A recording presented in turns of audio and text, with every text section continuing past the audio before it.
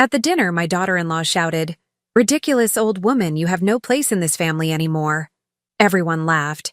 Then the manager came over, handed me the key to the hotel's most expensive suite, and announced loudly, "She owns this place." Before going in, I took one last action. "I'm glad to have you here. Follow my story until the end and comment the city you're watching from so I can see how far my story has reached." The chandeliers above cast a golden glow over the elegant dining room, but I felt anything but elegant sitting at the corner of the table. My son David had chosen this upscale restaurant inside the Grand Harbor Hotel for his 35th birthday dinner, and I should have been happy to celebrate with the family.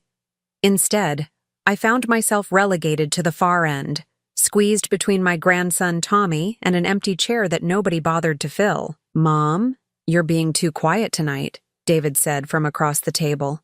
But his attention was already drifting back to his wife Esme, who was regaling everyone with stories about their recent trip to Europe, a trip I hadn't been invited on, despite having raised David as a single mother and never missing a single birthday of his until tonight. Esme held court at the other end of the table, her perfectly manicured hands gesturing dramatically as she described their 5-star accommodations in Paris. Her blonde hair was styled in loose waves that probably cost more than my monthly Social Security check, and her designer dress sparkled under the restaurant's lighting. At 42, she was still stunning, and she knew it. "The hotel suite overlooked the Eiffel Tower," she was saying, her voice carrying that slight accent she'd adopted after spending 2 weeks abroad. "David surprised me with champagne and roses every single night. Some men just know how to treat a woman properly." The comment stung, though I wasn't sure if it was intended for me or just her usual way of making everything about herself. I took a small sip of water and tried to focus on Tommy, who was telling me about his soccer practice in whispers. "Grandma Mabel, did you play sports when you were little?" he asked, his innocent 7-year-old eyes bright with curiosity. Before I could answer, Esme's voice cut across the table. "Tommy, sit up straight and eat your vegetables, and don't bother your grandmother with silly questions." My chest tightened. I wasn't bothering anyone, and Tommy's questions certainly weren't silly. But I'd learned over the past 3 years since David married Esme that speaking up only made things worse. "Actually, I played tennis in high school," I told Tommy quietly, ignoring Esme's sharp look. "I was pretty good at it, too." "That's cool, Grandma. Maybe you could teach me sometime." "Maybe," I said, though I knew Esme would never allow it. She controlled Tommy's schedule with military precision, filling every moment with activities that didn't include me. The waiter appeared with our entrees, and I found myself staring at the modest chicken dish I'd ordered while everyone else enjoyed lobster and prime rib. Not that I minded the price difference. I'd been careful with money my entire life. But the message was clear. Even at my own son's birthday dinner, I was an afterthought.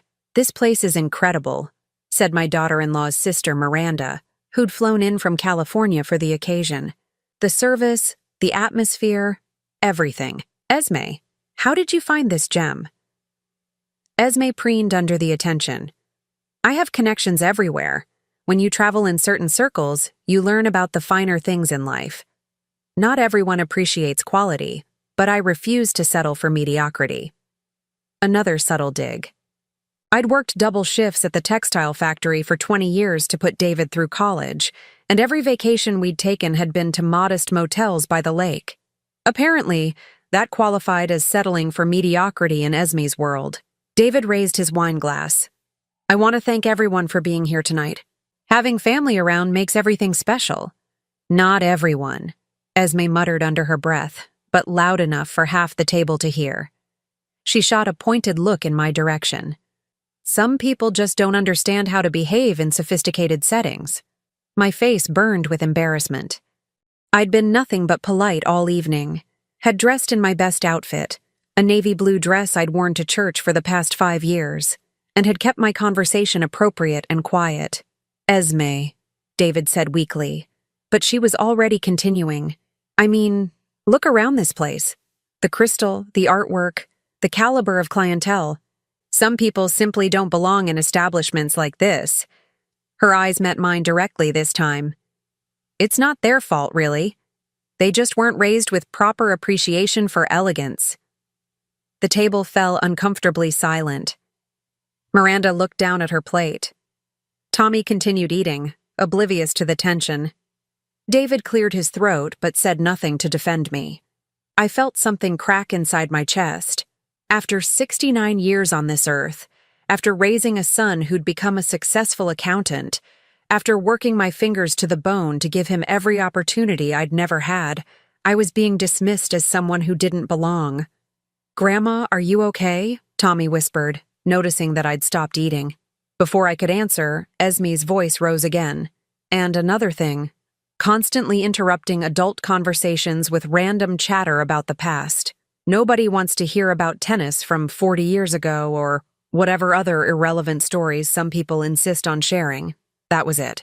The breaking point. I set down my fork carefully, my hand surprisingly steady despite the fury building in my chest. "You know what, Esme?" I said, my voice quiet but carrying clearly across the table. "You're absolutely right." She blinked, apparently surprised that I'd spoken up. "I don't belong here," I continued, rising slowly from my chair.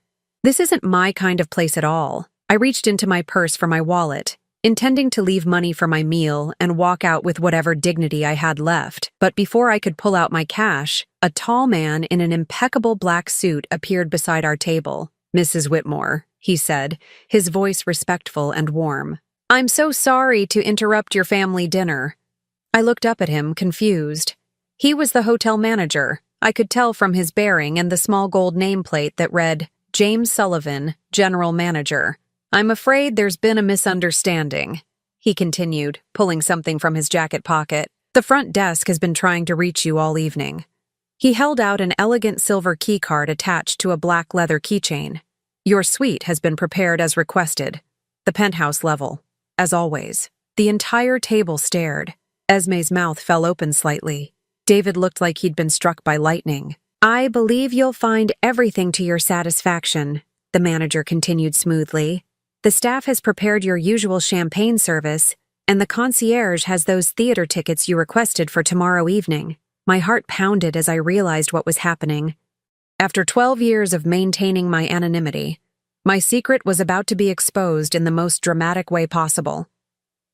"Thank you, James," I said quietly, accepting the key card with hands that barely trembled. "I trust everything is in order." "Of course, Mrs. Whitmore. Will you be dining in your suite tonight, or would you prefer to finish your meal here with your family?" The word family hung in the air like a challenge. I looked around the table at their shocked faces, Esme pale with confusion, David's mouth working silently, Miranda gripping her wine glass so tightly her knuckles were white. "I think," I said carefully, "I'll retire to my suite. It's been a very educational evening." I turned to Tommy, who was looking between me and the manager with wide, curious eyes. "Good night, sweetheart. Sweet dreams." Then I looked directly at Esme, who was still staring at the keycard in my hand as if it might explode. "Thank you for the lesson in elegance," I said softly. It was quite illuminating. And with that, I walked away from the table, leaving behind my modest chicken dinner and a family that had just discovered their biggest mistake. The elevator ride to the penthouse felt eternal. I stood alone in the mirrored chamber, watching my reflection multiply infinitely around me. A 69-year-old woman in a 5-year-old navy dress, holding a keycard that was worth more than most people made in a lifetime. My hands had finally started to shake, not from fear, but from the sheer weight of what had just happened. 12 years. 12 years of keeping this secret, of living modestly in my small apartment while owning one of the most prestigious hotel chains on the East Coast. 12 years of watching my son struggle with his mortgage payments while I could have bought his house outright with pocket change. 12 years of enduring Esme's condescension while sitting on a fortune that would have made her designer clothes look like bargain bin purchases. The elevator chimed softly as it reached the top floor. The doors opened to reveal a private hallway with only one door. The entrance to the penthouse suite that most guests paid $15,000 a night to occupy. I'd never actually stayed here before, preferring to keep my visits to the property brief and professional. But tonight felt different. Tonight, everything had changed. I slipped the keycard into the lock and stepped inside. The suite was breathtaking, Floor-to-ceiling windows overlooking the harbor, marble floors covered with Persian rugs that cost more than cars, and furniture that belonged in a museum. James had mentioned champagne service, and sure enough, a bottle of Dom Perignon sat chilling in an ice bucket beside two crystal flutes.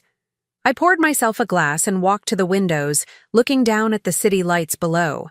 Somewhere down there, my family was probably still sitting at that table, trying to process what they'd just witnessed. I could imagine the conversation. David demanding explanations he'd never bothered to ask for before. Esme calculating how much money she'd insulted tonight. Miranda probably Googling the hotel's ownership on her phone. The truth was complicated, and it started with Harold. I'd married Harold Whitmore when I was 22, and he was 35, fresh out of college with dreams of becoming a teacher. He was gentle and kind. Nothing like my own father who'd drunk away every paycheck we'd ever had. Harold worked at the elementary school and I took whatever jobs I could find. Cleaning houses, working retail, anything to make ends meet. When David was born 2 years later, we were struggling but happy. Harold would come home from school and immediately take over with the baby, giving me a chance to rest before my evening shift at the diner. We had plans. Modest ones, but plans nonetheless. A little house with a yard, maybe another child someday. A comfortable retirement. Then Harold got sick. Cancer took him slowly. Over the course of 18 months, I watched the man I loved waste away while medical bills piled up like autumn leaves. The insurance covered some of it, but not enough. Never enough. I sold everything we owned except David's crib and my wedding ring, worked 3 jobs simultaneously, and still fell further behind every month. The night Harold died, I was sitting in a hospital chair that had become my second home, holding his hand and wondering how I was going to raise a 3-year-old son with $16,000 in debt and no prospects beyond minimum wage jobs. That's when Harold's lawyer called. Apparently, my gentle schoolteacher husband had been more than he seemed. His grandfather had been a real estate mogul in the 1920s, and Harold had inherited a trust fund he'd never touched. He'd kept it secret, even from me, because he wanted to live a normal life. He wanted to earn his own way, to know that people loved him for himself rather than his money. The trust was worth $2.3 million. I stared at the paperwork for hours, certain there had been a mistake. Harold had lived on a teacher's salary while sitting on a fortune. He'd watched me work myself to exhaustion while he could have paid off our house with loose change from his inheritance. At first, I was angry. How could he have let me struggle like that? How could he have kept such an enormous secret while I was cleaning other people's toilets to pay for groceries? But then I found his letter. He'd written it 3 days before he died, explaining everything. The money had been a burden to him, he said. He'd watched it corrupt his own father, had seen cousins and siblings turn vicious fighting over portions of the family wealth. He wanted David to grow up knowing the value of work, the satisfaction of earning something yourself. He wanted me to have choices the money could provide, but he trusted me to make wise ones. Use it to build something good, he'd written in his careful teacher's handwriting. But don't let it change who you are. Don't let it change how David sees the world. Money should be a tool, not a master. So I'd used it carefully. I invested in real estate, starting small with apartment buildings in decent neighborhoods. I learned everything I could about property management, about renovation and development. I reinvested every penny of profit, growing the portfolio slowly and steadily. When David was 12, I bought my first hotel, a struggling property downtown that I renovated and turned profitable. By the time he graduated high school, I owned 4 hotels and 24 rental properties. When he went to college, I could have paid his tuition outright, but I gave him loans instead, small ones, with generous repayment terms, so he'd value his education. I told him I'd gotten a better job, that I was doing well. Technically, that was true. I just didn't mention that doing well meant I was worth somewhere north of $50 million and owned hotels in 6 states. The Grand Harbor had been my crowning achievement. I'd bought it 5 years ago when it was on the verge of bankruptcy, a beautiful but neglected property with a prime location. The renovation had taken 2 years and cost $8 million, but now it was consistently rated as one of the finest hotels on the eastern seaboard. I'd kept my ownership anonymous through a complex web of LLCs and management companies. Even James, the general manager, only knew me as Mrs. Whitmore, the owner's representative. He'd been instructed to provide me with complete discretion and privacy during my visits. Tonight was the first time I'd ever allowed my real identity to be revealed in front of my family. I took another sip of champagne and pulled out my phone. 17 missed calls from David, 12 from Esme, and even 3 from Miranda. I scrolled through the text messages. David. Mom, what the hell is going on? Call me back right now. David. Are you actually the owner of this hotel? I don't understand. David. Mom, please just call me. Esme is freaking out and I need to know what's happening. Esme. I don't know what kind of game you're playing, but this is ridiculous. Esme. David says you really own this place. That's impossible. Call me. Esme. We need to talk. This changes everything. I almost laughed at that last one. This changes everything. Yes, I supposed it did, but not in the way Esme probably thought. I'd spent 12 years watching my son marry a woman who treated me like a burden. I'd sat through countless dinners where she made snide comments about my clothes, my apartment, my modest lifestyle. I'd bitten my tongue when she forgot to invite me to family gatherings, when she scheduled Tommy's activities during my usual visit times, when she rolled her eyes every time I tried to contribute to conversations. I'd told myself I was protecting David's happiness, that if Esme knew about the money, it would change their relationship in ways that might hurt my son. I'd convinced myself that my grandson was better off learning values instead of expecting handouts. But tonight, sitting in a $15,000 a night suite while my daughter-in-law's words echoed in my memory, I realized something important. I hadn't been protecting anyone. I'd been enabling them. By hiding my success, I'd allowed Esme to believe she was superior to me. I'd let her treat me poorly because she thought I was dependent on their charity, someone to be tolerated rather than respected. I'd watched my own son fail to defend me because he'd bought into the same narrative, that his mother was just a struggling widow who needed their patience and kindness. The truth was, I didn't need anything from any of them. I had resources they couldn't imagine, connections they'd never access, and options they'd never even considered. The question now was what I was going to do about it. My phone rang again. David, for the 18th time. This time I answered. Mom? His voice was strained, desperate. Where are you? We need to talk. I'm exactly where I belong, I said calmly, looking out at the harbor view that I owned. In my hotel, in my suite. I don't understand any of this. How long has this been? A long time, David. Longer than you've been married. Silence on the other end. Then quietly, why didn't you tell me? I closed my eyes, thinking of Harold's letter, of all the careful choices I'd made to protect my son from the complications wealth could bring. Because I wanted you to become the man you are based on your own merit, I said. And you did. You're successful, hardworking, honest. You built a good life for yourself. But Mom, if you had this kind of money, why did you let me struggle with the mortgage? Why didn't you help when Tommy needed those medical tests last year? Why did you live in that tiny apartment when you could afford? Because handouts don't build character, I said, repeating the wisdom Harold had tried to teach me. You're proud of what you've accomplished because you earned it. Would you really want to take that away from yourself? Another long pause. When he spoke again, his voice was smaller, younger somehow. Esme's been. She's been awful to you, hasn't she? All this time she thought you were. Poor, I finished for him. Yes, and that told me everything I needed to know about her character. I could hear voices in the background. Esme demanding to know what I was saying, insisting that David put the call on speaker. Mom, David said urgently, don't make any hasty decisions. We can work this out.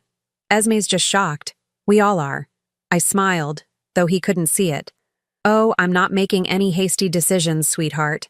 I've had 12 years to think about this, and tonight, I finally got the clarity I needed. What does that mean?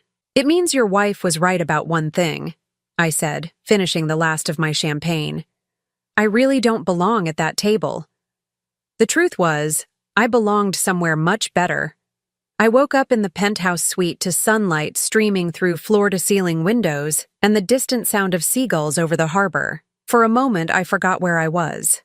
The Egyptian cotton sheets were softer than anything I'd ever slept on, and the mattress had cradled my 69-year-old bones like a cloud. Then, reality came flooding back. The dinner, Esme's cruelty, the revelation that had shattered 12 years of careful secrecy. My phone showed 43 missed calls and countless text messages. I scrolled through them while sipping coffee from a delicate china cup that probably cost more than my monthly grocery budget. David had called 16 times between midnight and 6 in the morning. His messages grew increasingly frantic as the hours passed. "Mom, please pick up. We need to talk about this.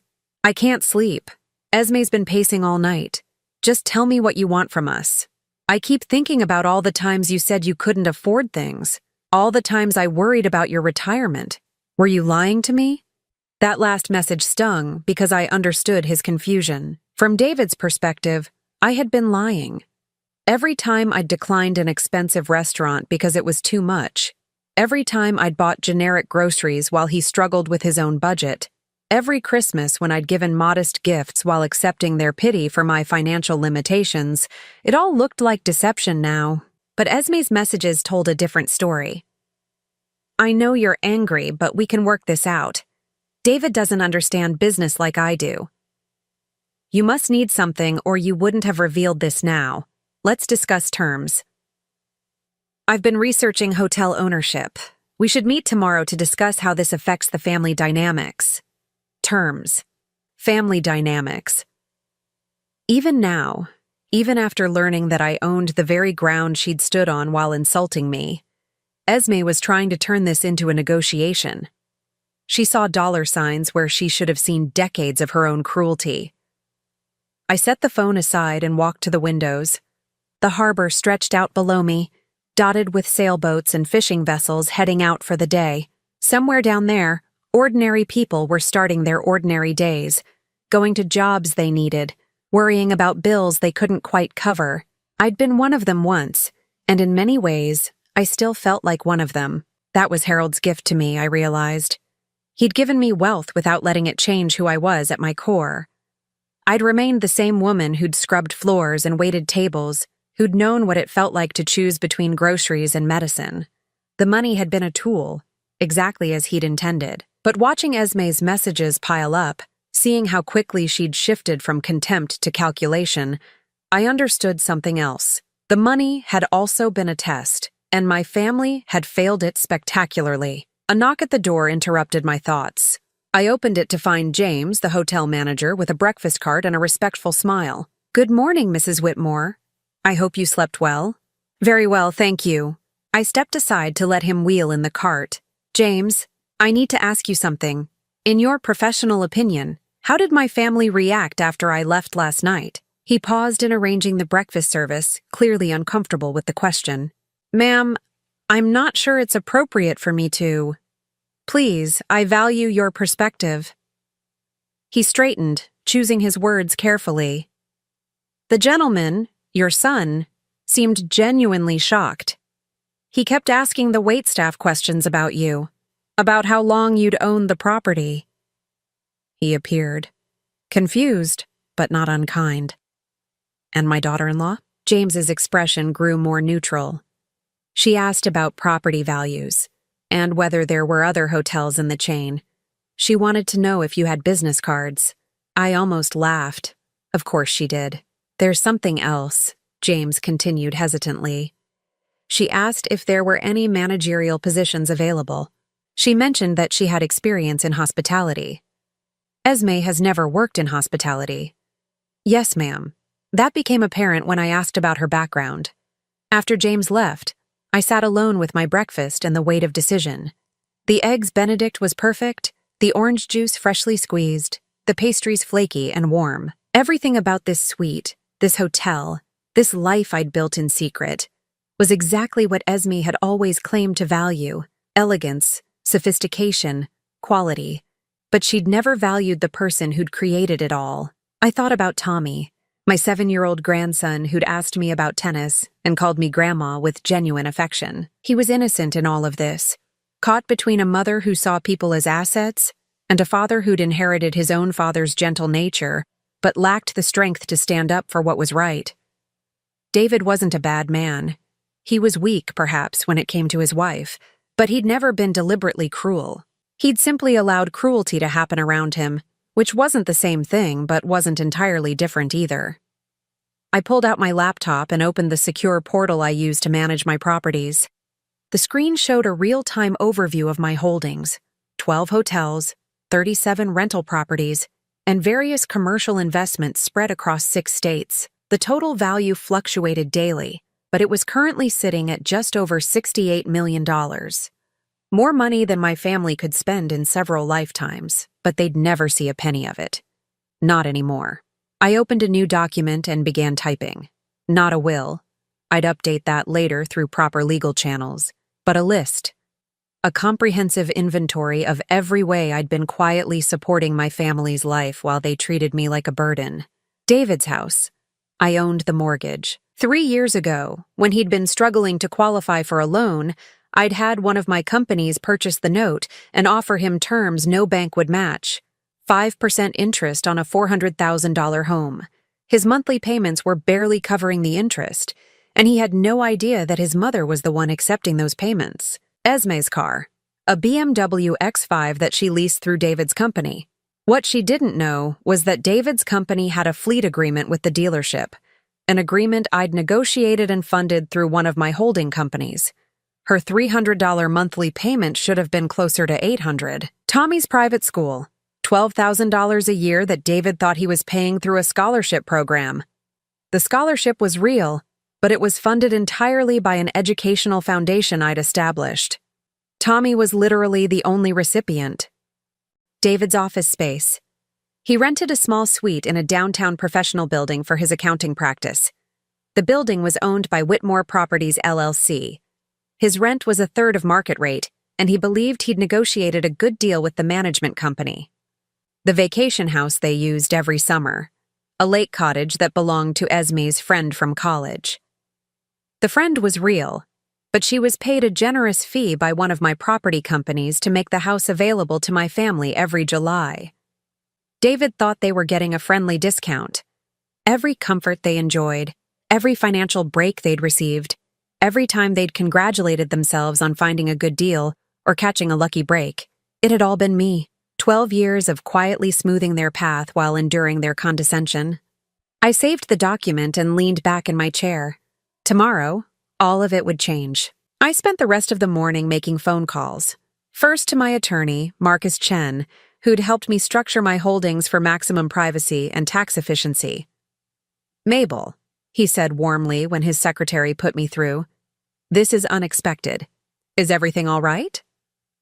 "I need to make some changes to the family arrangements," I said carefully. "Several properties need to be transitioned to market rates." Marcus had handled my affairs long enough to read between the lines.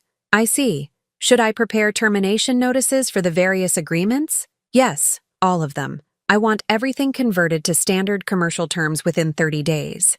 That's comprehensive. May I ask what prompted this decision?" I thought about Esme's voice calling me a ridiculous old woman, about the laughter that had followed her words, about my son's failure to defend me even once. Let's just say I've gained some clarity about certain relationships. Understood. I'll have the paperwork ready by tomorrow afternoon. My next call was to Patricia Williams, the director of the educational foundation that funded Tommy's scholarship. "Patricia, I need to discuss the Morrison family scholarship." "Of course.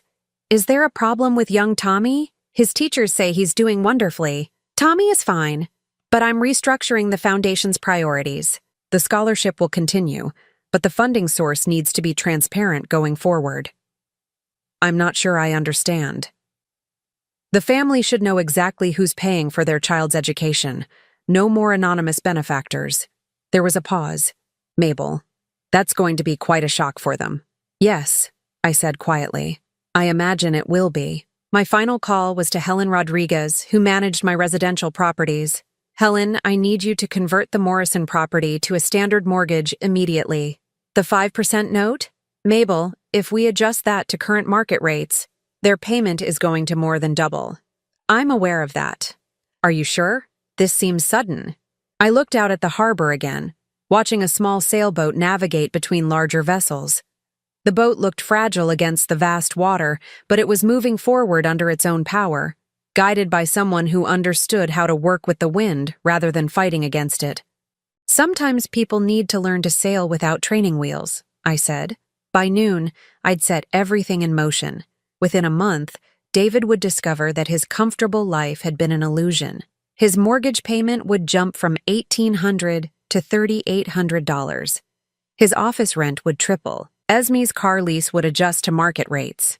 The lake house would no longer be available for their summer vacations. They would survive. David made good money as an accountant, and Esme could finally put her constant talk about her business acumen to actual use. But they would have to make choices, set priorities, maybe even consider whether a BMW was really necessary when a Toyota would serve the same purpose. Most importantly, they would understand what I'd been protecting them from all these years. The real world, where kindness wasn't guaranteed and family didn't automatically mean financial security. I wasn't doing this out of anger, exactly. Anger was hot and impulsive, and my decisions had been carefully calculated. This was something colder and more permanent. It was the logical consequence of their choices, delivered with the same precision Esme had used to cut me down at that dinner table. As the afternoon sun slanted through the penthouse windows, my phone rang one more time. David again. This time, I answered, "Mom, thank God. I've been trying to reach you all day. I've been busy. Look, about last night. Esme feels terrible about what she said. She was just shocked by everything. She wants to apologize." I listened to the sounds of traffic through his phone, imagining him pacing outside his office building, probably sneaking away from work to make this call. Does she, David? Or does she want to discuss how this new information affects her financial prospects? A long pause. That's not. Mom, she's my wife. Whatever issues you two have, we need to work them out. We don't have issues, sweetheart. We have incompatible values. There's a difference. What does that mean? But I closed my eyes, thinking of the little boy who used to crawl into my lap after nightmares, who'd cried when I had to work late shifts, who'd made me Mother's Day cards with his careful 7-year-old handwriting. It means I love you, David. I always have and I always will.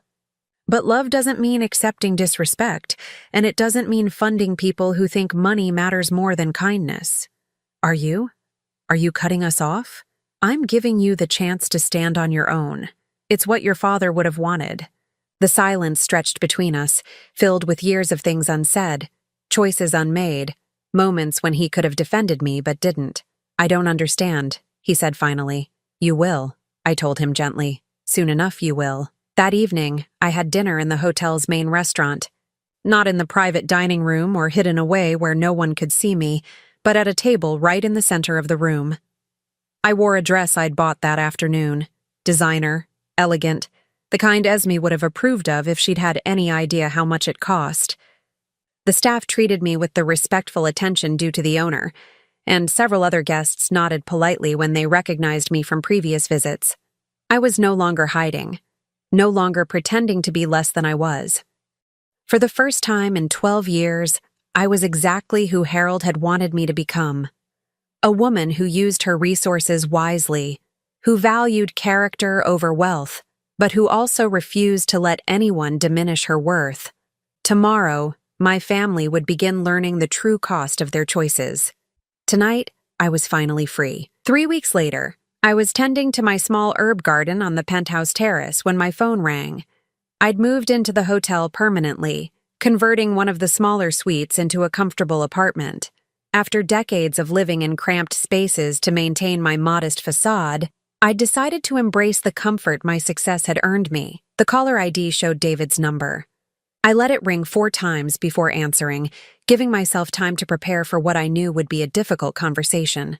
Hello, David. Mom. His voice was strained, exhausted. We need to talk. I'm listening. What did you do? The question came out as barely more than a whisper. Our mortgage payment. It tripled overnight. The bank says our loan was sold to a new company and the terms have changed. I don't understand how this is legal. I set down my watering can and settled into one of the comfortable deck chairs I'd had installed. The harbor stretched out below me, peaceful and unchanging despite the chaos unfolding in my son's life. "Did you read the paperwork when you signed the original loan?" I asked gently. "Of course I did, but—" "Mom, the payment was $1,800 last month. This month they want $3,800. We can't afford that. Most people can't afford houses they can't actually pay for," I said. "That's why banks typically require 20% down and verify income thoroughly before approving loans." There was a long pause. "You're saying we never qualified for this house?" "I'm saying you qualified for a house, just not that house." I could hear him breathing heavily, probably sitting in his car somewhere, trying to process the implications. "The office rent too," he continued. "They're saying market rate is $3,500 a month instead of $1,200, and Esme's car lease." "Jesus, Mom, they want $800 a month for a car she's been paying $300 for." "That sounds about right for a BMW X5, I said calmly. "Luxury vehicles are expensive to lease." "You did this." It wasn't a question anymore. All of it. "You've been— what? Subsidizing our entire life? I've been making it possible for you to live beyond your means without realizing it." The silence that followed was heavy with understanding. Finally, David spoke again, his voice thick with emotion. "Why? Why would you do that to us?" "Because I wanted you to learn to stand on your own. Because handouts don't build character. Because your father taught me that real love sometimes means letting people struggle so they can grow stronger." "That's bullshit and you know it." His voice cracked. "You watched me stress about money for years. You let me worry about the mortgage, about Tommy's school costs, about whether we could afford family vacations. You could have helped, but instead you made everything harder." I closed my eyes, feeling the weight of his pain. This was the hardest part, knowing that my choices had caused genuine suffering, even if they'd been made with love. "David, in the last 3 years, how many times has Esme made disparaging comments about my financial situation? What does that have to do with anything? How many times has she suggested that I was a burden? That you were supporting your poor mother out of obligation?" Another pause. "Mom, how many family gatherings have I been excluded from because they were too expensive for someone in my situation? How many times has she rolled her eyes when I've tried to contribute to conversations about travel or restaurants or any topic she deemed above my economic station?" "She didn't mean—" "Yes, she did." My voice was firm but not angry. "She absolutely meant every word. And you let her say those things because you believed them too. You both thought you were better than me, more successful, more worthy of respect. The money I was giving you allowed you to feel superior to the woman who was actually funding your lifestyle." I could hear traffic in the background, the sounds of the real world intruding on our conversation. Somewhere nearby, Esme was probably dealing with her own financial revelations. "Where is she now?" I asked. "At home, crying. She's been calling her friends, trying to figure out if there are any legal options to challenge the lease changes or the mortgage transfer." "And what have her friends told her?" "That we signed contracts allowing for these changes, that everything you've done is completely legal." His voice dropped to a whisper. "Mom, we might lose the house." "You might," I agreed. "Or you might make some different choices. Downsize to something more appropriate for your actual income. Trade the BMW for a reliable used car. Send Tommy to public school, which is perfectly adequate education for a bright boy like him." "You want us to give up everything?" "I want you to have what you can actually afford, what you've earned through your own efforts. There's dignity in that, David. Your father and I lived that way for years and we were happy.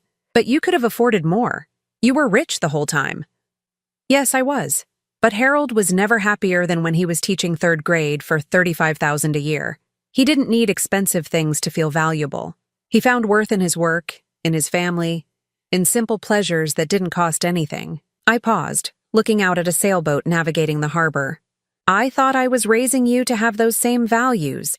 I thought if you never knew about the money, You'd learn to find satisfaction in what you could build yourself. Instead, I married someone who only values things she can't afford. The admission hung between us like a bridge. Neither of us was sure we wanted to cross. "David," I said carefully, "what did Esme say when she found out about the hotel? About my actual financial situation?" A long sigh. "She was angry at first. Really angry. She kept saying you'd made fools of us, that you'd been laughing at her behind her back. And then she started talking about opportunities, about how this could change everything for our family. She wanted me to call you immediately, to set up a meeting to discuss our new partnership." I felt a familiar ache in my chest. Even now, even after everything, Esme saw dollar signs before relationships. She was angry about being deceived, but only because it meant she'd missed opportunities to benefit from my wealth. She doesn't understand that she burned that bridge 3 weeks ago. Mom, she's my wife, Tommy's mother. Whatever mistakes she's made, she's still family. Being family doesn't excuse cruelty, David. And it doesn't obligate me to fund people who treat me poorly. So what happens now? You just abandon us? The pain in his voice almost broke my resolve. This was my son, the little boy I'd raised alone after Harold died. I'd worked 3 jobs to give him opportunities, had sacrificed everything to ensure his future. The idea of abandoning him was impossible, but there was a difference between abandonment and accountability. "I'm not abandoning you," I said gently. "I'm giving you the chance to show me who you really are when the money isn't there to complicate things." "What does that mean?" "It means you have choices to make. About your marriage, your priorities, your values. I can't make those choices for you, and I won't use money to influence them anymore." "And if we lose everything?" "Then you'll learn what I learned after your father died. That everything you really need, love, family, self-respect, can't be bought anyway." That evening, I received an unexpected visitor. I was reading in my suite when the front desk called to announce that Tommy was in the lobby with his babysitter, asking to see me. I found my grandson sitting in one of the elegant lobby chairs, his small legs swinging freely as he looked around at the marble columns and crystal chandeliers with wide eyes. Mrs. Patterson, the elderly woman who occasionally watched him, stood nearby looking uncomfortable. "Tommy," I said, kneeling down to his level, "what are you doing here, sweetheart?" "Mrs. Patterson drove me," he said seriously. "Mom and Dad are fighting a lot, and I wanted to see if you were okay. They said you moved to a hotel, and I thought maybe you were sad." My heart clenched. This innocent child had been worried about me while his parents dealt with their financial crisis. "I'm not sad," I assured him, sitting down in the chair next to his. "How did you know to find me here?" "Dad told Mom this was your hotel. I asked Mrs. Patterson if we could visit you." I looked up at the babysitter, who shifted nervously. "I hope that's all right, Mrs. Whitmore." He was quite insistent, and with all the tension at home. "Of course it's all right." I turned back to Tommy. "Would you like to see my room? It has a great view of the boats." His face lit up. "Really? You live in a hotel now?" "I do. Come on, I'll show you." As we rode the elevator to the penthouse, Tommy peppered me with questions about living in a hotel, whether I had to make my own bed, if room service brought me breakfast every day. His innocent curiosity was a relief after weeks of dealing with adult complications and motivations. In the suite, he ran immediately to the windows. "Wow, Grandma, you can see everything from up here." "I can indeed." I joined him at the window. "Do you see that blue sailboat? I've been watching it all week. The owner takes it out every evening at sunset." We stood together in comfortable silence, watching the boats navigate the harbor. Finally, Tommy looked up at me with serious 7-year-old eyes. "Are you mad at Mom and Dad?" The question caught me off guard with its directness. Children always saw through to the heart of things. "I'm disappointed," I said carefully. "Sometimes grown-ups make choices that hurt people they love. Did they hurt you?" "Yes, they did. But you didn't hurt me, Tommy. You never have." He considered this gravely.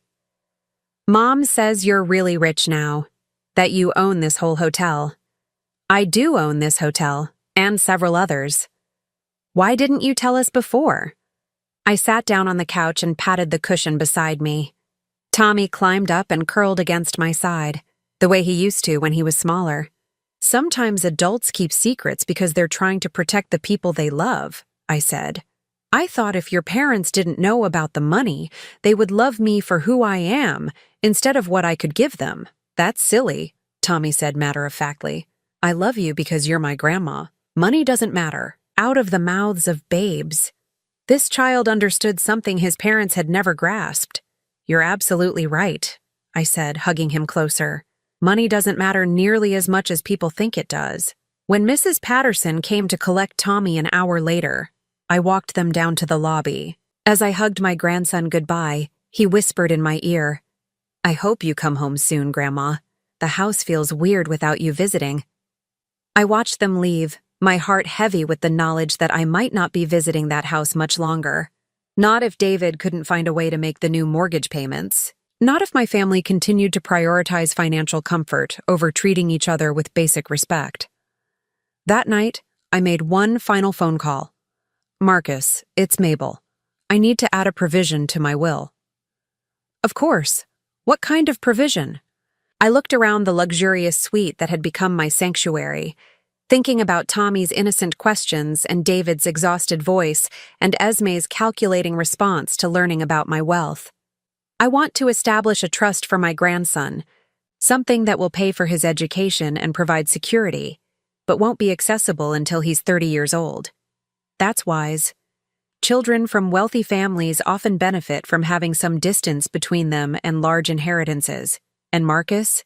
I want the trust to include a provision that if his parents attempt to access or borrow against those funds, the money goes to charity instead. There was a pause. That's unusually restrictive. I'm learning that sometimes the most loving thing you can do is protect people from their own worst impulses. As I hung up the phone, I realized that my transformation was complete. I was no longer the woman who enabled bad behavior in the name of keeping peace. I was no longer willing to be treated poorly just to maintain relationships. I was exactly who Harold had always believed I could become.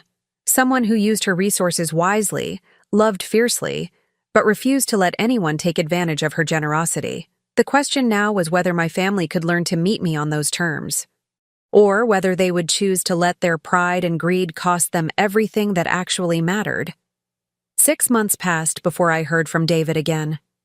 In that time, I'd settled into a routine that felt more authentic than anything I'd experienced in years. I woke each morning in my penthouse suite, had breakfast on the terrace overlooking the harbor, and spent my days actively managing the business empire I'd built in Harold's memory. For the first time since becoming wealthy, I stopped hiding. I attended board meetings for my various properties, met with architects about renovation projects, and even gave an interview to the business section of the local newspaper about women entrepreneurs over 60. The journalist had been fascinated by my story. A widow who'd parlayed a modest inheritance into a multi-million-dollar hotel chain through careful investment and hard work. Of course, I'd left out certain details, like the fact that my family had been treating me like a charity case while I funded their upper-middle-class lifestyle. I'd also started something new, volunteering at a women's shelter downtown. Every Tuesday and Thursday, I helped serve meals and offered financial planning workshops for women trying to rebuild their lives after leaving abusive situations. It reminded me why Harold had valued work over wealth. There was something deeply satisfying about using my skills to help people who genuinely needed and appreciated the assistance. It was during one of these volunteer sessions that I first heard about David's situation from an unexpected source. Mrs. Whitmore, said Jennifer, one of the shelter's regular clients who was slowly getting back on her feet after leaving her husband. I think I know your son. I looked up from the budget worksheet we'd been reviewing. Oh, David Morrison? He's an accountant? He's been helping me with my taxes for free. He said his mother taught him that successful people have an obligation to help others. My heart clenched. Even in his own financial crisis, David was still giving back. It was exactly the kind of thing Harold would have done. How is he doing? I asked carefully. Jennifer's expression grew concerned. He seemed stressed, really stressed. He mentioned that his family had to move recently, had some financial setbacks. But he still insisted on helping me for free when he found out I couldn't afford professional tax help. That evening, I found myself driving through David's old neighborhood. The house I'd secretly helped him buy stood empty, a for sale sign prominent in the front yard. The BMW was gone from the driveway, replaced by nothing. I drove slowly through the area, remembering the day David had called me excitedly to share the news that his loan had been approved. He'd been so proud, so grateful for what he thought was his own financial success. I'd been proud too, but for different reasons. I'd believed I was giving him the foundation to build a stable life. Instead, I'd built him a house of cards that collapsed the moment I stopped providing the hidden support. My phone rang as I sat parked across from the empty house. David's number. This time, I answered immediately. "Mom." His voice was different, older somehow, worn down by months of struggle. "Hello, David. I wasn't sure you'd pick up." "I always pick up when you call, sweetheart. You just haven't called." A long pause. I was angry and ashamed, and I didn't know what to say. And now I understand some things I didn't before. I waited, letting him find his words. "We lost the house," he said finally. "Last month. We're renting a small apartment across town now. 2 bedrooms, 1 bathroom. Tommy has to share a room with us." My heart ached for my grandson, but I kept my voice neutral. "How is Tommy adjusting?" "Better than Esme and I are, honestly. He thinks it's an adventure, sleeping on an air mattress in our bedroom. He says it's like camping." Despite everything, I smiled. Children were remarkably resilient when the adults in their lives didn't project their own fears onto them. "And Esme?" Another long pause. "Esme? Mom, we're getting divorced." I closed my eyes, feeling the weight of that admission. I'd suspected this might happen, but hearing it confirmed still hurt. Not because I was particularly fond of Esme, but because I knew what divorce would mean for David and Tommy. "I'm sorry," I said, and meant it. "Are you? Really?" The question was fair. I'd never hidden my feelings about Esme's treatment of me. "Yes, I am. I never wanted your marriage to fail, David. I wanted it to improve." "It couldn't improve." That's what I finally figured out. His voice grew stronger, more certain. When the money disappeared, when we had to face reality, I saw who she really was. And she saw who I was. "What do you mean?" "She wanted me to fight you. To sue you. To find some way to get back what she thought we were owed. She couldn't understand that you didn't owe us anything. That everything you'd given us had been a gift we never appreciated." I felt a flicker of hope. Maybe David had learned something from this painful experience after all. "And what did you tell her?" "I told her that you were right. That we'd been living beyond our means, taking advantage of your generosity while treating you poorly. I told her that if she couldn't see how wrong that was, then we didn't share the same values." How did she respond? "She said I was choosing you over her, that I was weak for not fighting for my family's financial security." He let out a bitter laugh. "She actually said that our problems were your fault for not being honest about your wealth from the beginning." I shook my head, though he couldn't see it. Even now, Esme couldn't take responsibility for her own choices. "Where is she now?" "She moved back in with her parents. She's telling everyone who'll listen that you're a vindictive old woman who destroyed her marriage out of spite." "And what are you telling people?" "The truth. That I failed to protect my mother from my wife's cruelty, and that you finally protected yourself." The simple honesty of that statement nearly brought me to tears. This was the David I'd raised, the one who could admit mistakes and take responsibility for his choices. "David," I said carefully, "how are you managing financially?" "We're making it work. Barely. I had to take on extra clients to cover the rent and expenses. Tommy's in public school now, which is actually fine. His teacher is wonderful, and he's making new friends. I sold Esme's BMW and bought a used Honda. It's not glamorous, but it's reliable, and the payments are manageable." "You sound different." "I feel different. These past few months have been the hardest of my life, but also the most honest. I know exactly what I can afford now. I know what I've earned through my own work. There's something to be said for that clarity." I thought about Harold, about how he'd insisted on living on his teacher's salary despite having access to millions. David was finally understanding what his father had tried to teach him. "Mom," David continued, "I need to ask you something, and I want you to know that your answer won't change anything between us. Go ahead. Would you like to see Tommy? I know I don't have the right to ask after everything that's happened, but he misses you. He asks about you constantly." My throat tightened. I'd been hoping for this moment while dreading it at the same time. "I would love to see Tommy, but David, I need you to understand something. I'm not the same person I was 6 months ago. I'm not going to hide who I am anymore, and I'm not going to pretend to be less successful than I am just to make other people comfortable. I wouldn't want you to.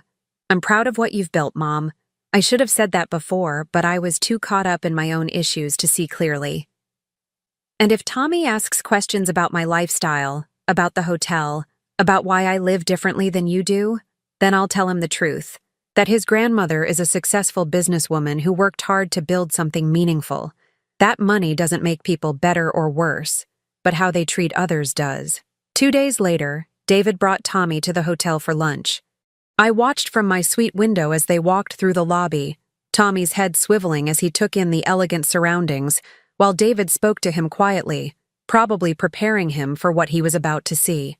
When they knocked on my door, Tommy launched himself into my arms before I could even say hello. "Grandma, I missed you so much." I hugged him tightly, breathing in the familiar scent of his hair and feeling the solid warmth of his small body against mine. This was what mattered. Not the money, not the property, not even the principle of standing up for myself. This child, this relationship, this love that had nothing to do with financial calculations. "I missed you too, sweetheart. So very much." We had lunch on the terrace, Tommy chattering excitedly about his new school, his new friends, his new neighborhood. He didn't seem traumatized by the change in circumstances. If anything, he seemed more relaxed than he had during those tense family dinners at the old house. "Our apartment is small," he told me matter-of-factly, "but Dad says small spaces are easier to keep clean. And our neighbors are really nice. Mrs. Chen next door taught me how to fold paper cranes." I glanced at David, who was watching his son with a mixture of pride and sadness. The pride was for Tommy's resilience and optimism. The sadness, I suspected, was for all the time they'd wasted living beyond their means instead of appreciating what they actually had. "Tommy," I said carefully, "how do you feel about Mommy and Daddy living in different places now?" His expression grew more serious. "It's sad sometimes, but they don't fight as much now, and Daddy seems happier, even though he works more. Do you understand why they're not living together anymore?" He considered this with the gravity children brought to important questions. "Daddy says sometimes people want different things, and it's better to be honest about that than to pretend everything is okay when it's not." I looked at David with new respect. He was handling this difficult situation with wisdom and age-appropriate honesty. "Grandma," Tommy continued, "Daddy told me you're really good at business, that you own lots of hotels and help people have jobs." "That's right. Are you famous?" I laughed. "Not famous exactly, but I am successful." "Ah, that's cool. Maybe when I grow up I can work at one of your hotels." "If that's what you want to do, and if you work hard in school, maybe you can. Or maybe I'll be a teacher like Grandpa Harold was. Daddy says he was really good at helping kids learn." My heart nearly stopped. David had been talking to Tommy about Harold, keeping his grandfather's memory alive despite never having met him. "Your grandfather would have loved you very much," I said softly. "I know. Daddy shows me pictures sometimes. He says I have Grandpa's eyes." The rest of the afternoon passed in a blur of simple pleasures. We walked around the hotel grounds, fed ducks at the small pond behind the property, and visited the gift shop where I bought Tommy a small toy sailboat. Nothing expensive or elaborate, just a simple token of our time together. When it was time for them to leave, Tommy hugged me goodbye and whispered, "Will you come visit our apartment sometime? It's not as fancy as this place, but we have good snacks." "I would love to visit your apartment," I told him honestly. As David and I walked toward the elevator, he stopped and turned to me. "Mom, I owe you an apology. Not just for Esme's behavior, but for my own. I let you down in ways I'm still understanding. You were trying to keep your marriage together. I understand that. No, it was more than that. I was embarrassed by your situation, by your modest lifestyle, your small apartment, the way you dressed. I thought Esme's success and sophistication reflected well on me, and I was ashamed that my mother didn't fit into that image. The admission was painful, but necessary. I measured people by the wrong standards, he continued. I valued appearance over character, wealth over kindness, and I taught my son to do the same, at least by example. But you're teaching him differently now. I'm trying to. These past few months have been humbling, but they've also been clarifying. I know who I am now when the props are taken away. I know what actually matters. And what matters? Family. Real family, not the pretense of it. Work that means something. Being able to look at myself in the mirror without shame. Teaching Tommy that how you treat people defines you more than what you own. I reached out and took his hand. Your father would be proud of the man you're becoming. Do you think there's a chance, someday, that we could rebuild our relationship? That you might trust me again? I squeezed his hand gently. David, I never stopped trusting you. I stopped enabling you. There's a difference. And now? Now I think we can build something better than what we had before. Something based on honesty instead of hidden subsidies. Something real. As I watched them drive away in David's modest Honda, I felt something I hadn't experienced in months. Peace. Not the peace of victory or revenge, but the deeper satisfaction of relationships built on truth rather than obligation. I'd lost a daughter-in-law I'd never really had. I'd caused my son financial hardship that had ultimately forced him to grow as a person. I'd disrupted my grandson's comfortable routine in ways that had actually made him more resilient. The price had been high, but the result was a family that finally knew how to value what truly mattered. For the first time in 12 years, I felt like I was exactly where I belonged. 2 years had passed since that fateful dinner, and I was sitting in my favorite chair on the penthouse terrace, watching the morning sun paint golden streaks across the harbor. At 71, I'd finally learned the difference between being alone and being lonely. For most of my adult life, I'd confused the two, allowing people to treat me poorly because I feared solitude more than disrespect. Now, surrounded by the quiet luxury I'd earned but finally felt worthy of enjoying, I understood what Harold had been trying to teach me all those years ago. Wealth wasn't about the things you could buy. It was about the choices you could make. And I'd finally learned to make choices that honored my own worth. My phone buzzed with a text from David. He and Tommy were coming for their weekly Sunday lunch, a tradition we'd established 6 months ago when David had finally saved enough to buy a small house near Tommy's school. It wasn't the grand suburban mansion they'd lost, but it had 3 bedrooms, a small yard where Tommy could play, and most importantly, mortgage payments David could afford on his own income. I'd watched my son transform over these 2 years. The stress lines around his eyes had softened, replaced by something that looked like contentment. He worked hard, but within reasonable limits. He drove a car he could afford, took vacations he could pay for, and raised his son with values instead of material aspirations. The divorce had been finalized 8 months ago.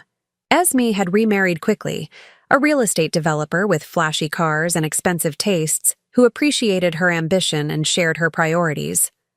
According to David, she seemed happy in her new life, and I was genuinely glad for her. We'd simply been incompatible from the beginning, wanting different things from family relationships. Tommy spent alternate weekends with his mother, returning with stories about fancy restaurants and shopping trips, but he never seemed impressed by the extravagance.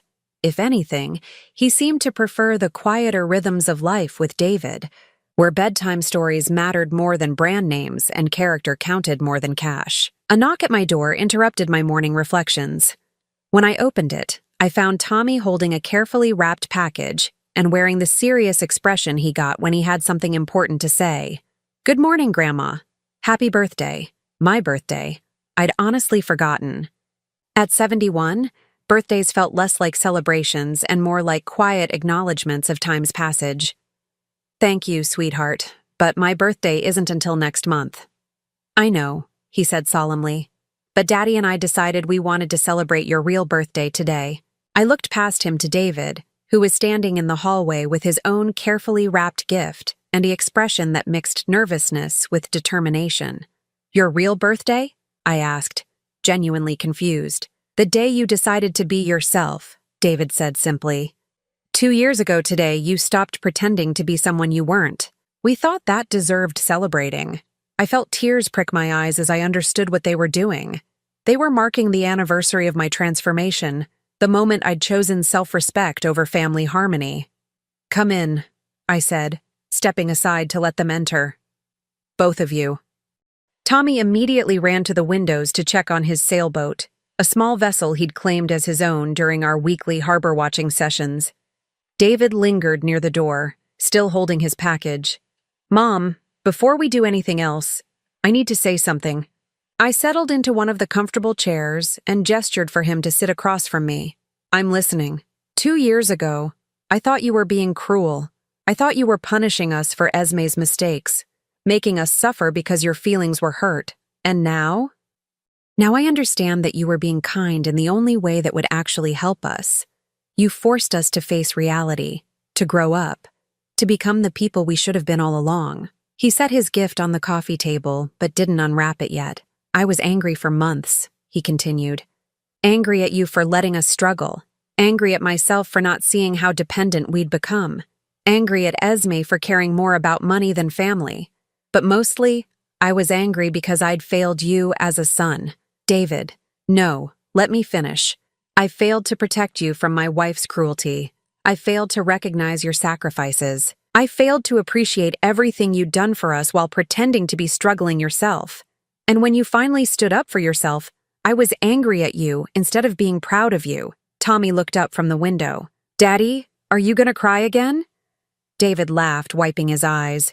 "Maybe a little, buddy. Sometimes grown-ups cry when they're happy." "It's okay," Tommy said matter-of-factly. "Grandma cries sometimes too when we talk about Grandpa Harold." I smiled through my own tears.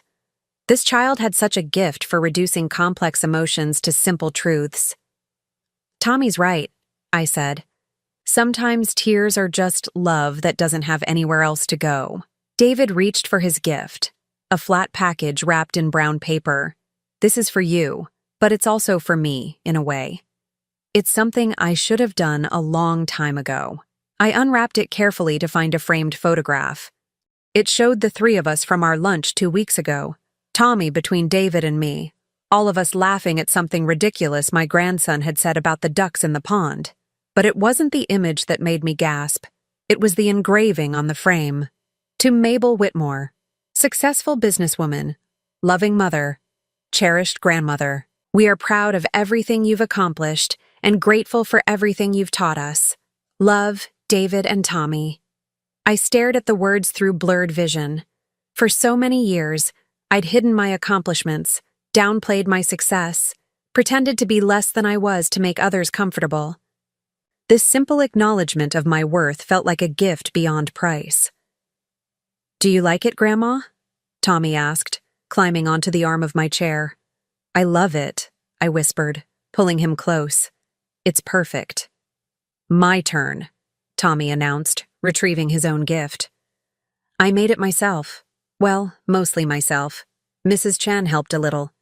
His package contained a hand-stitched cloth book, clearly the work of small fingers guided by patient hands.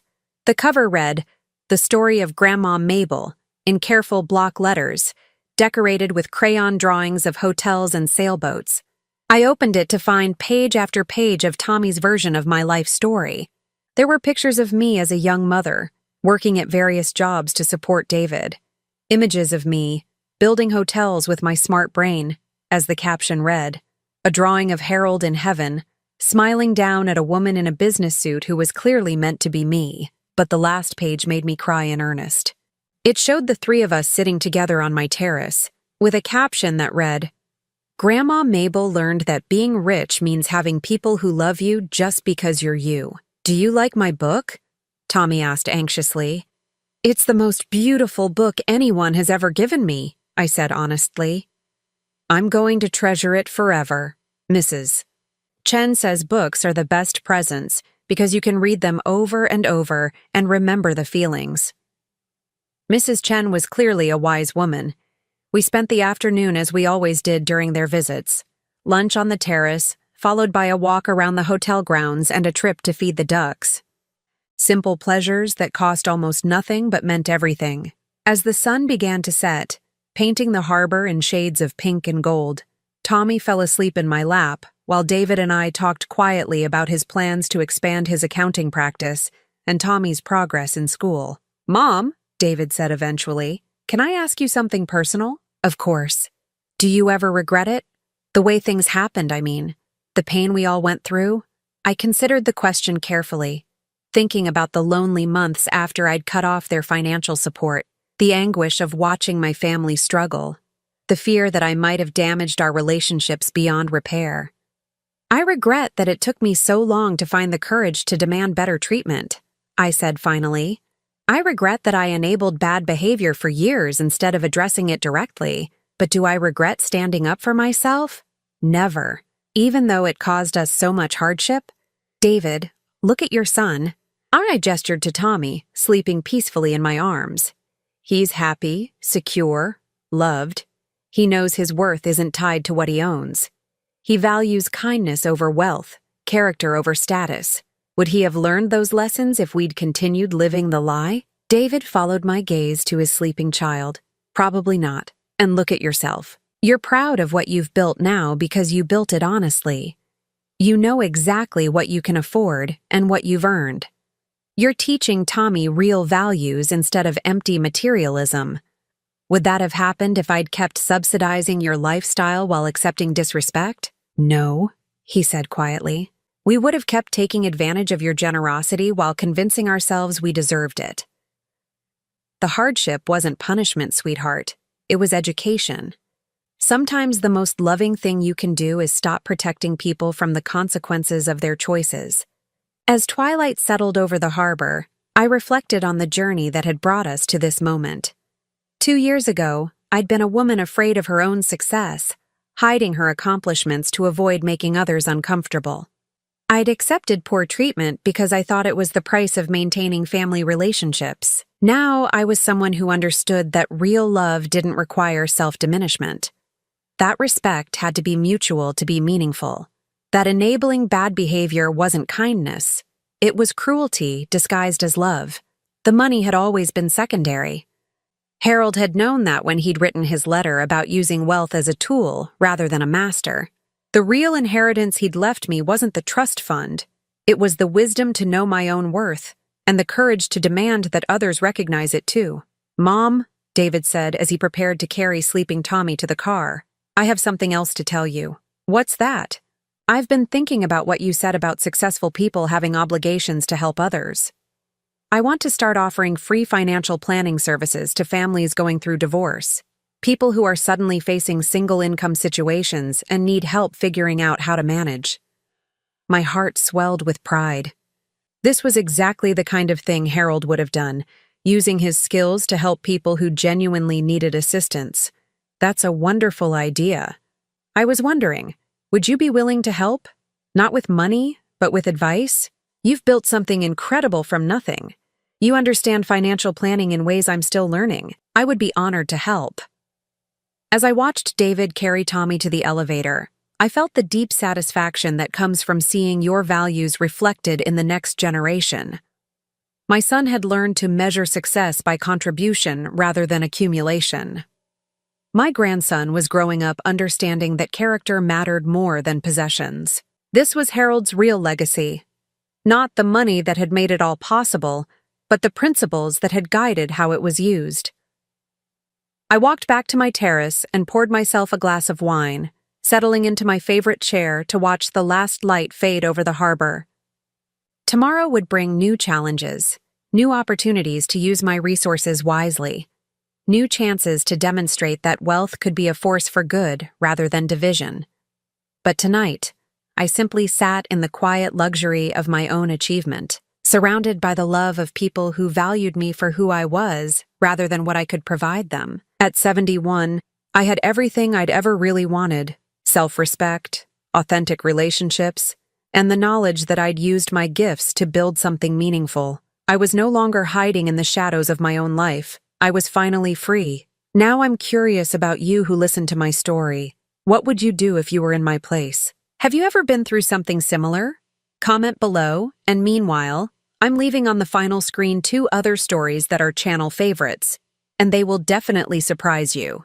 Thank you for watching until here.